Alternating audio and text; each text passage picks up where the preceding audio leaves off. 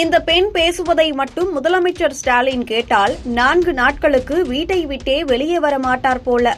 அந்த அளவிற்கு ஆதங்கத்துடன் அரசு மருத்துவமனை மற்றும் செவிலியர் பணியில் உள்ள பிரச்சனையை கூறி ஸ்டாலினை கிழித்தெடுத்து உள்ளார்.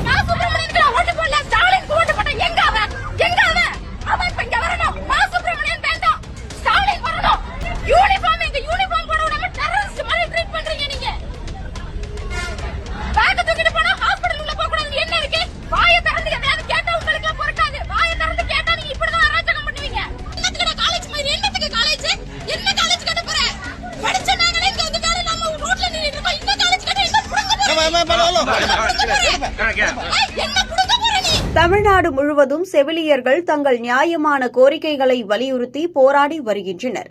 சென்னை உயர்நீதிமன்ற வளாகம், செக்ரட்டேரியட் முன்பு, மதுரை, கோயம்புத்தூர் உள்ளிட்ட பல இடங்களில் உண்ணாவிரதம், ஆர்ப்பாட்டம், பேரணி போன்றவற்றை நடத்தி வருகின்றனர்.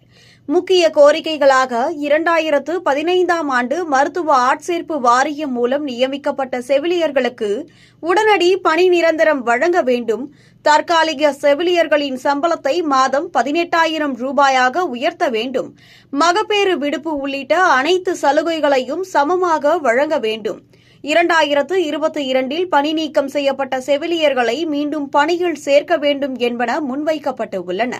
இந்த போராட்டங்கள் தமிழ்நாடு செவிலியர்கள் வளர்ச்சி சங்கம் உள்ளிட்ட அமைப்புகளால் ஒருங்கிணைக்கப்பட்டு நடைபெறுகின்றன. கொரோனா தொற்று காலத்தில் தங்கள் உயிரை பணயம் வைத்து பணியாற்றிய செவிலியர்களுக்கு அரசு அளித்த வாக்குறுதிகள் நிறைவேற்றப்படாதது அவர்களிடையே பெரும் ஏமாற்றத்தையும் கோபத்தையும் ஏற்படுத்தியுள்ளது.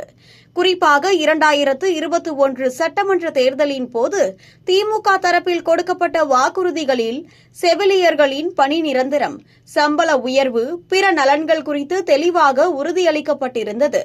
ஆனால் ஆட்சிக்கு வந்த பிறகு அந்த வாக்குறுதிகள் எதுவும் நிறைவேற்றப்படாததால் அரசு மீது கடும் அதிருப்தி ஏற்பட்டு உள்ளது.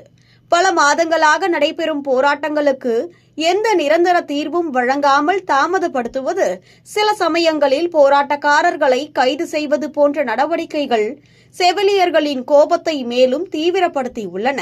தங்கள் உழைப்புக்கு உரிய அங்கீகாரம் கிடைக்காதது, பணி பாதுகாப்பு இல்லாதது, சம்பளத்தில் ஏற்றத்தாழ்வு இருப்பது ஆகியவை அவர்களை தொடர்ந்து தெருவில் இறங்கி போராட வைத்து உள்ளன.